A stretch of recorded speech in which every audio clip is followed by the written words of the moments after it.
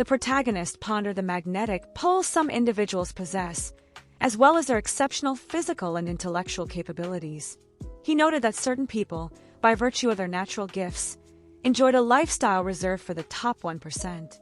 He drew a parallel with the animal kingdom, where fate seemed inevitable. No matter how resilient, omegas eventually came to rely on alphas. At that moment, his eyes were drawn to a fighter who stood out from everyone else. He had never encountered an omega quite like that before. Moved by admiration, he approached with a smile and asked if he was Shin-tae-wook. He suggested they share a meal, sensing that there was something uniquely significant about their meeting. And so, their story began, with the two of them eagerly devouring their food like starving animals. Later that night, the main character lay in bed, lost in thought about omegas. He contemplated how they seemed to need alphas to exist, questioning whether he himself fit into that category. Despite his recent victory, something didn't feel right. He couldn't shake the image of Shin-tae-wook from his mind, a man he found oddly unappealing, even likening him to a purple sweet potato. It was then that their names were finally revealed: the flirtatious alpha, Si Min-chan, and the emotionally detached omega, Shin-tae-wook. During a subsequent fight, a commentator announced that Lee Min-chan had been knocked out, and once again, Shin-tae-wook emerged victorious. After the match, Lee left the arena with a friend, and a girl who called out excitedly when she saw him. She asked him to look at her and wondered if something was bothering him. Distracted, Lee apologized and said he had something on his mind. She teasingly reminded him that they had made plans that day, asking if he'd forgotten. Lee, clearly unsure, questioned whether he had really promised that. Just then, his phone buzzed, interrupting their conversation. The message was from someone in his contacts listed as Hat Man. It read, "You'll like this place. It's not even a club. I'll send a photo." Lee read the text and asked himself whether it really would be fun and if it truly wasn't a club. He wondered where else he could go besides that spot. Turning to the girl, he said he couldn't hang out that day because he had another commitment. As he walked off, he called out, "Next time." The girl, undeterred, shouted after him in amazement. Her friend, who was often critical, remarked that she was being ridiculous too. Slightly embarrassed, she admitted she couldn't help herself. She just wanted to meet Hat Man at least once. She then asked her friend if he'd go out with Min-chan if he got the chance. The friend, taken aback, asked if she was serious. Laughing, she brushed it off, telling him not to be silly. Later, Lee reflected on his natural charisma, how his strength and intellect made him part of a rare few. He mused that some people, by virtue of their talents, lived a life most could only dream of. He compared it to the animal kingdom, where everything seemed ruled by instinct and hierarchy. Eventually, Lee arrived at a nightclub. The atmosphere was thick with murmurs as people commented on the strong, unmistakable scent of a dominant alpha who clearly wasn't trying to hide his presence. As the music played, a girl approached him and asked if he was alone and wanted to dance. She encouraged him not to be shy and suggested they at least talk over drinks. Exhausted by the attention, Lee thought to himself that he was done with this kind of thing. Just then, Hat Man showed up, saying he, too, was fed up. Lee scolded him for being late, annoyed that those annoying kids had been bothering him. Hat Man pointed out that Lee was practically broadcasting his pheromones and told him to tone it down. Lee grumbled that Hat Man had said the place would be interesting. Hat Man replied that the real event hadn't started yet, and it would be opening soon. Lee noticed that the places seemed connected, and Hat Man pointed out that the crowd was growing. As they arrived at the fight club, Lee stared at a rough-looking sign and scoffed, asking what that childish scribble was supposed to be. Hat Man explained that he had discovered the place through a friend some time ago and encouraged Lee to check it out, insisting it would be worth his while. With a sarcastic smirk, Lee quipped that if he didn't enjoy himself, he might just drop dead. A bit exasperated, Hat Man pleaded for him to trust him just once, certain that Lee would find it entertaining. As Lee took in the atmosphere of the underground fight club, he began to reflect on what it really was, a hidden, lawless battleground born in response to mainstream mixed martial arts, which had become an arena dominated solely by alphas. This place operated in secrecy, running off gambling money, without formal rules, weight divisions, or official oversight. It catered mainly to betas, those who had been pushed out of the alpha-controlled MMA scene. When Hat Man asked his thoughts, Lee admitted, intrigued but cautious, that it was interesting. Stepping up to the registration booth, Lee decided to go all in, betting everything he had. Internally, he reasoned that he'd gambled on worse before. If he won, great, and if he lost, at least he'd enjoy the thrill. But that excitement faded quickly. Once inside the ring, it became clear this was survival of the fittest, and he was only winning because he had the strength to dominate. The ease of victory gave him a kind of grim satisfaction. As he locked his opponent into a submission hold, he felt a surge of superiority. Over the speakers, the announcer declared yet another win for Lee Min-chan, noting that it was nothing surprising, but that tonight's real match was still ahead. He reminded the audience that Lee had once been a championship fighter before an injury sidelined him, and that his return had been highly anticipated. Now, both fighters for the next round were entering the ring. Lee faced off against two opponents who eventually lost to him. As the announcer welcomed them into the arena, Lee mused internally about how unfortunate it was that his challenger had to face him on his comeback night. He didn't think the guy looked strong, but he could still sense something from him, some kind of presence. Hatman walked over and asked if he was feeling nervous. Lee, with a smirk, said it was Hatman who should be nervous, joking that his expression was just for show. In truth, he was enjoying every second of it. Hatman commented that he didn't know much about Lee's current opponent, though he had made a name for himself around there. Lee scoffed, saying that meant he was probably someone who thrived in a pit like this, surrounded by nobodies. Hatman nodded in agreement. Lee, filled with confidence, declared that the guy's lucky streak would end that night. Just then, the announcer declared the start of the match and instructed the fighters to face off. As the bell rang, the fight commenced. Lee, eager to finish things quickly, tightened his fists, ready to strike, but something made him pause. He realized this match might be more complicated than he had anticipated. Without warning, Lee was hit in the face by a brutal knee. The announcer quickly announced that Lee Min-chan had gone down, while Shin Tae-wook secured yet another knockout victory. Dazed and confused, Lee tried to process what had just happened. Later in the emergency room, a doctor checked on Shin, asking if he was in pain. She noted that all his bones seemed fine and asked whether he had taken the medicine she had given him. Shin nodded, confirming that he had. The doctor reminded him she had advised rest, clearly worried about the risks of further injury. Shin brushed it off with a smile, saying he felt great and had been lucky in the match. It had been a good fight. Suddenly, a man in orange entered the room with two girls by his side. He greeted Shin enthusiastically and praised his impressive comeback. The doctor scolded them for crowding the room, warning that only patients were allowed.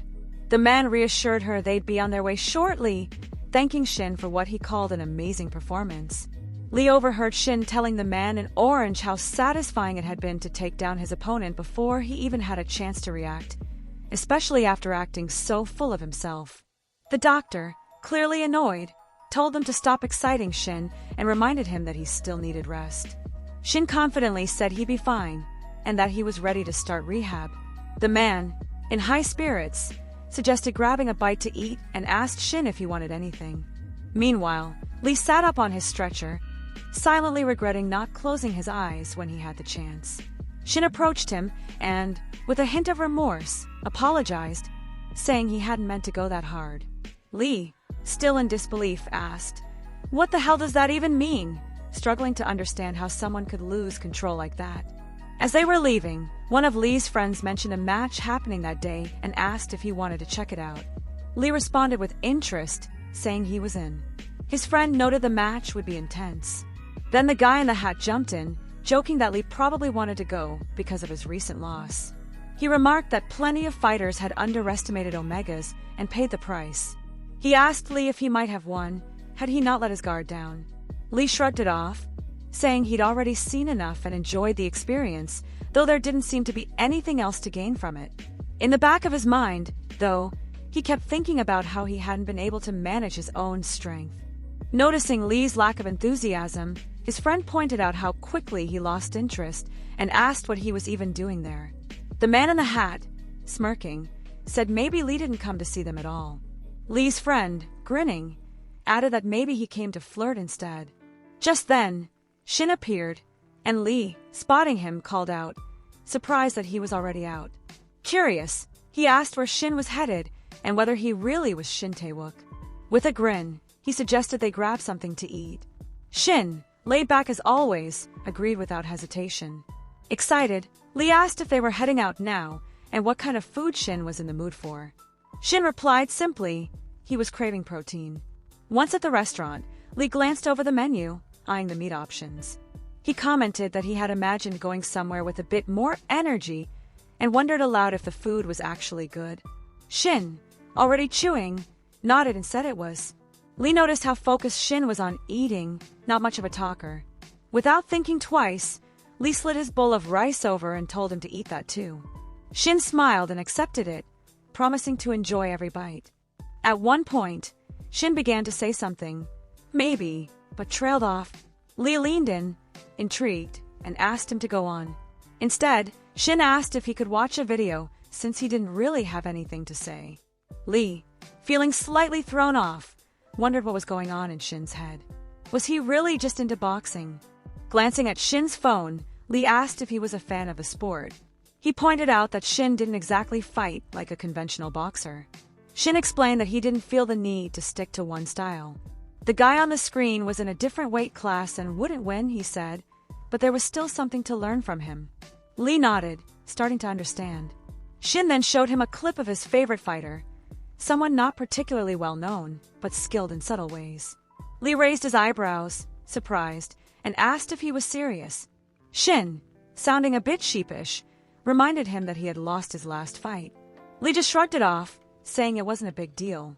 Shin looked at him with genuine regret and said he was sorry. It hadn't been enjoyable for either of them. Sometime later, they stepped out of the restaurant. Lee casually suggested they go back to his place, but as Shin kept walking, he decided to head home instead. Later that night, back at his own house, Lee lay on his bed, thinking over everything that had happened. He questioned the situation, wondering why things felt so strange, like they were both holding back when it was clear what they wanted. He thought about Shin's expression, his presence, even his scent. And in that moment, Lee gave in to the heat of the memory, letting himself indulge in thoughts of Shin. At a convenience store named Gu, Shin was working behind the register, ringing up a customer's purchases. "That'll be 20,400 won," he said. One of the customers asked for a pack of XX, and Shin responded, "Hold on a sec." Just then, a familiar voice called out from behind. Lee had shown up. He greeted Shin and asked when his shift ended, suggesting they grab something to eat afterward. Later at a restaurant, Lee commented on how good the food was. Shin just gave a simple nod and replied with a quiet "yeah." But inside, Lee couldn't help but wonder why he was doing this in the first place. As they left the place, Shin mentioned that he was full, and Lee said goodbye casually, telling him they'd catch up again soon.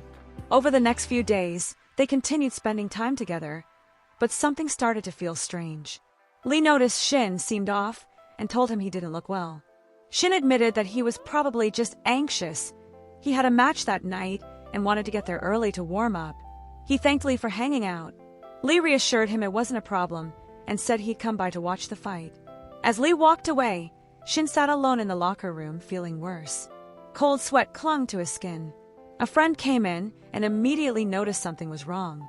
She asked if he was all right and pointed out that his scent was off. She joked that working with a friend in that state wasn't ideal and asked if his heat cycle was starting. Shin looked discouraged and muttered that he just didn't feel good, that the pheromones needed to settle.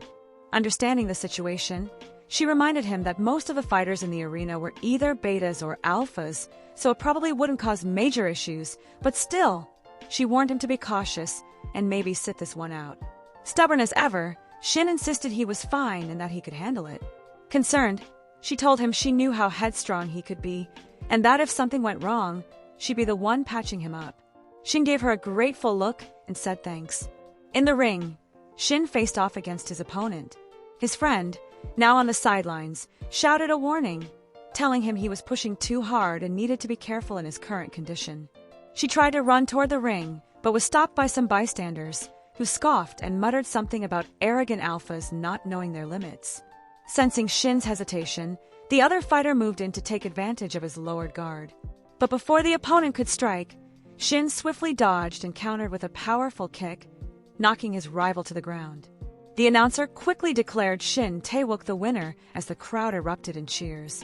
Lee, standing by the ropes, told him he'd done well, though he looked exhausted, and offered to take him home. Once they arrived at Lee's place, Shin thanked him for the invite and remarked that it was his first time there. He asked if he could look around a bit. Lee told him to hang tight while he grabbed something to drink. As Shin wandered, he opened a cabinet and came across a bottle of pills. Just then, Lee returned and, seeing what Shin had found, quickly said they were suppressants. He added that he thought the signs had already begun, saying it was only natural. Without hesitation, Lee lifted Shin in his arms and carried him to the bedroom.